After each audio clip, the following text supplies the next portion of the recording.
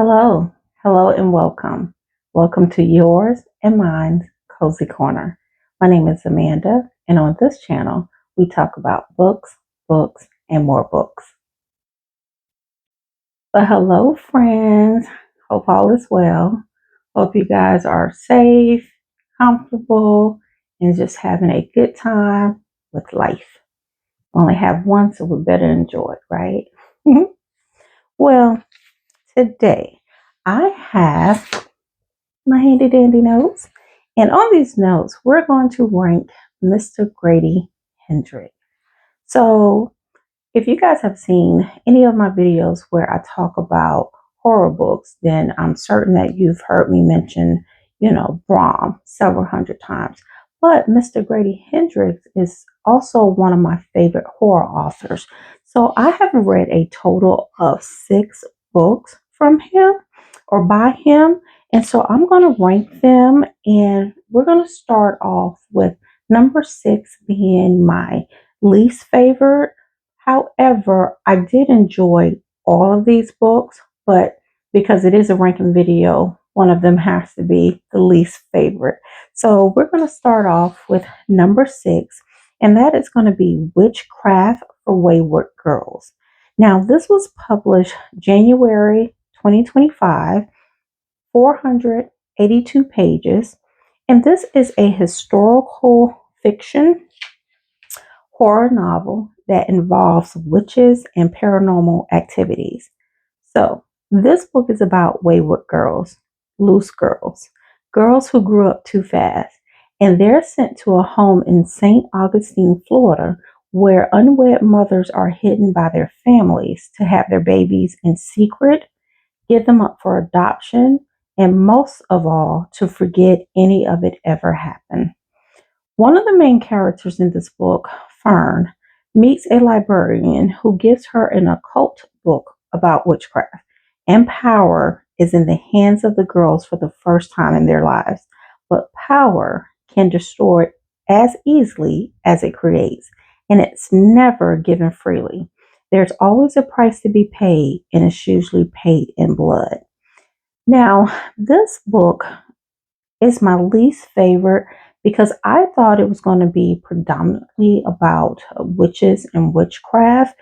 And I just thought that by the title of the book. I did not read the synopsis of this book. I went in blind.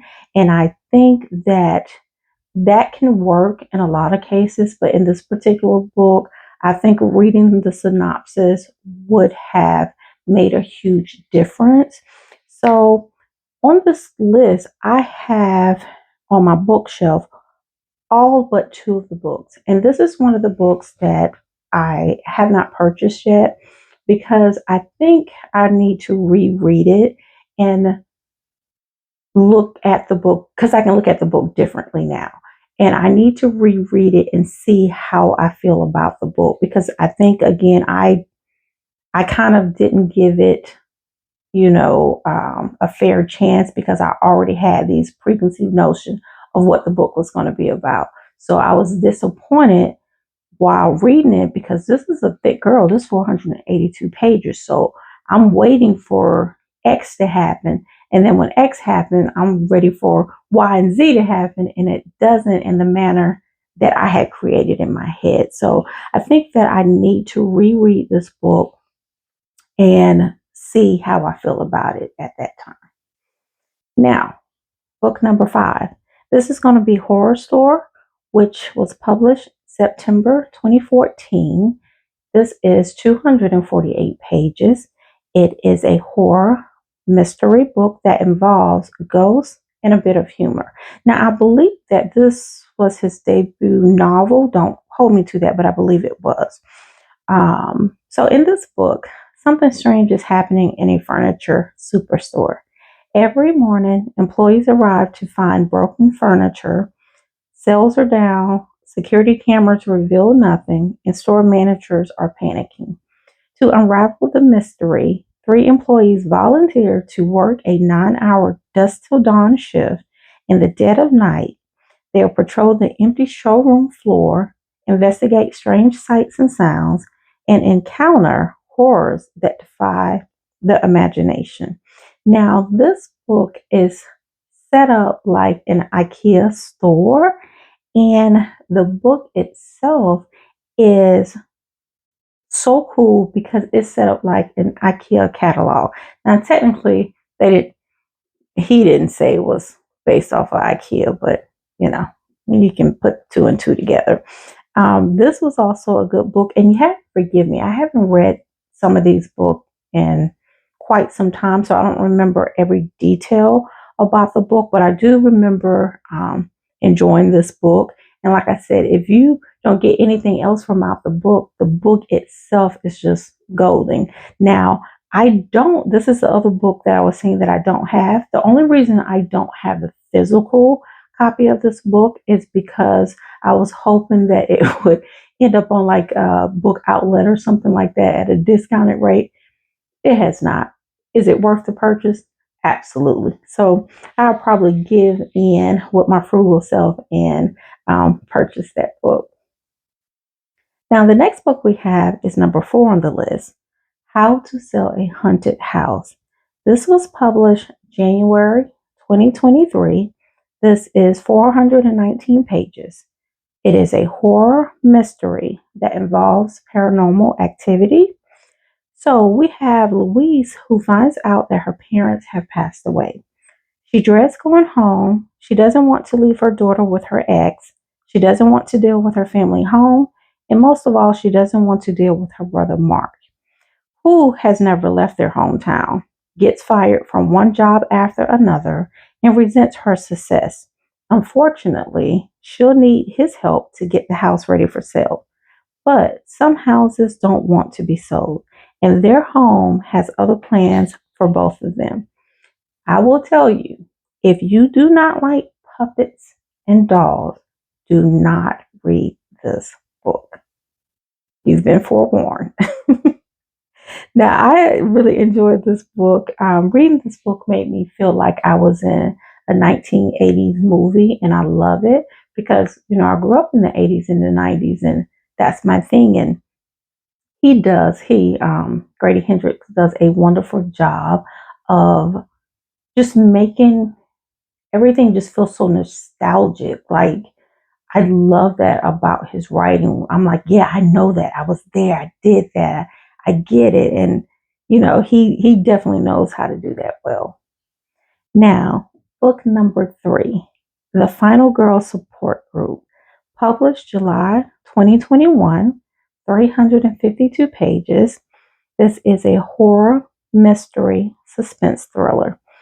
In horror movies, the final girls are the ones left standing when the credits roll.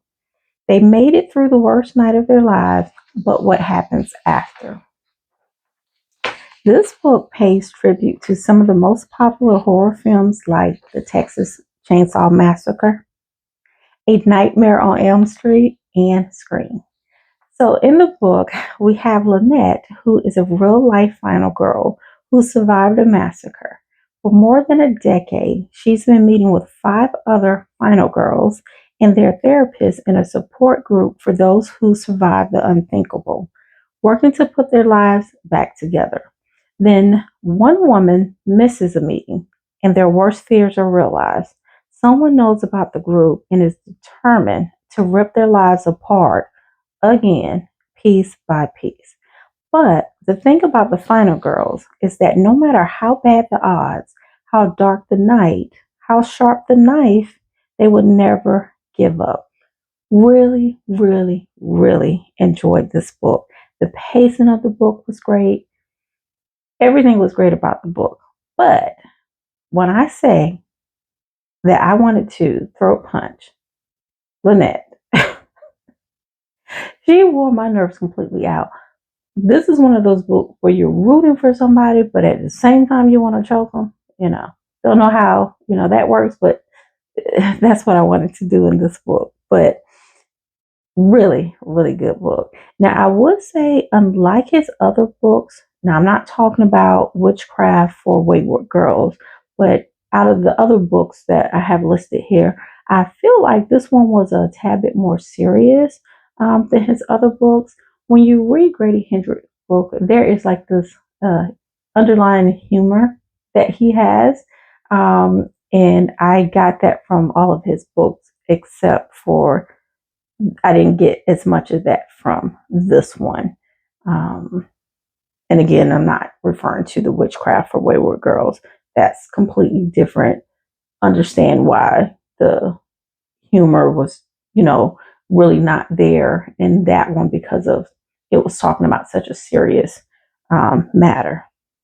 Now, book number 2, My Best Friend's Exorcism, published May 2016, 337 pages. This is a horror YA thriller that involves supernatural paranormal activities. Now, I have to say before I go on that this one and book number 1, I kind of went back and forth. I'm like, I don't know which one I should list as my favorite Grady Hendrix book. I think it depends on what day it is. I equally enjoy both books the same. Um, if I had to grab one and that was the only Grady Hendrix book that I could read, I don't know which one I would like grab, but I think it doesn't matter. Whichever one I end up with, I would be completely happy. So again, I think I kind of go back and forth with those two. I do believe that they can be interchangeable. But for now, at this moment, number 2, My Best Friend's Exorcism. So we have Abby and Gretchen, who have been best friends since 5th grade when they bonded over a shared love of ET, roller skating parties, and scratch and sniff stickers. Now, let me stop there. If you grew up in the 80s, those 3 things that I just said should have you grinning. I mean, nostalgic, absolute nostalgic. So, anyway, but when they arrive at high school, things change. Gretchen begins to act different. And as the strange coincidence and bizarre behavior start to pile up, Abby realizes there's only one possible explanation. Gretchen, her favorite person in the world, has a demon living inside her. And Abby is not about to let anyone or anything come between her and her best friend. With help from some unlikely allies, Abby embarks on a quest to save Gretchen. But is their friendship powerful enough to beat the devil? Now, you guys know I tell you that sometimes I kind of have a battle with YA thrillers. Now, this YA thriller, excellent. Absolutely excellent. And anything Miss Tiffany Jackson writer has been excellent too. But anyway, um, something that's also cool is the book cover, as you guys can, see I have here. The book cover is just so awesome, so cool. It makes me think of things like Fright Night and just all the stuff that I grew up with. So really enjoyed that. So number 1. Number 1 is the Southern Book Club's Guide to Slaying Vampires. Y'all, this book was so good. And let me say this, it is so funny. Now, I am famous for messing up people's name. I've done that forever and a day. I don't think that's ever going to change. But when it comes to book titles, most of the time I can remember book titles and, no problem with that. I, for the life of me, can never remember this book title because I guess it's so long, which is funny because, again, it's my very first read by Grady Hendrix, and it's one of my favorites, but I can't ever get the title right without looking at it. But anyway, this book was published April 2020, 410 pages. It is a horror thriller that involves vampires and paranormal activities. And I love a book that involves vampires. So, this is a supernatural thriller that is set in the 90s. We have Patricia Campbell, who is a housewife. She is truly bored, and the one thing she has to look forward to is her book club. But when an artistic and sensitive stranger moves into the neighborhood, the book club's meeting turns into speculation about the newcomer. Patricia is initially attracted to him, but when some local children go missing, she starts to suspect the newcomer is involved. She begins her own investigation, assuming that he's a Jeffrey Dahmer or Ted Bundy. What she uncovers is far more terrifying, and soon she and her book club are the only people standing between the monster they've invited into their homes, and their unsuspecting community. Guys, I don't think that you can go wrong on really any Grady Hendrix books. They all are absolutely wonderful. Um, if you have not read any of his books, my suggestion would be to start off with the Southern Book Club's Guide to Slaying Vampires or My Best Friend Exorcism.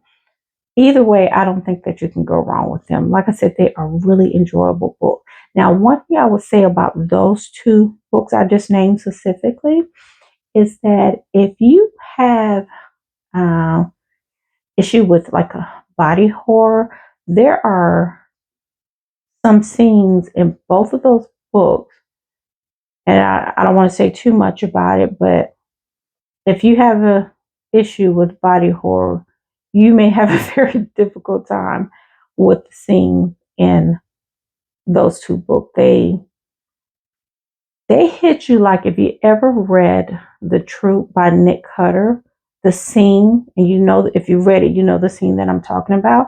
The way that gets you gets you in these two books here. If you're kind of new to horror and you like stuff maybe on a lighter side, still, you want to kind of get into horror, but nothing like too much. I would say Horror Store or How to Sell a Haunted House. Okay. And something I don't think I mentioned this.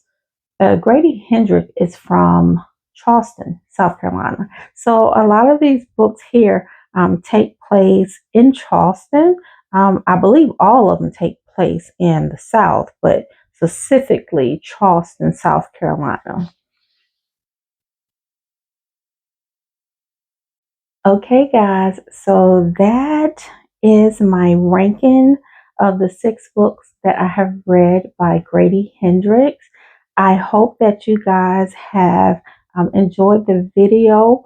If you have not read anything by Grady Hendrix, let me know in the comments if any of these books sound like they would be interesting to you. I really would like to know that. I also would like to say thank you guys for watching the video. Definitely thank you to those who have stuck around to the end. I really appreciate you. I would appreciate it if you would like, share, and subscribe. It really means so much to me. And I hope that you guys will come back again, enjoy another video with me, and I look forward to that. So until then, you guys take care. Bye.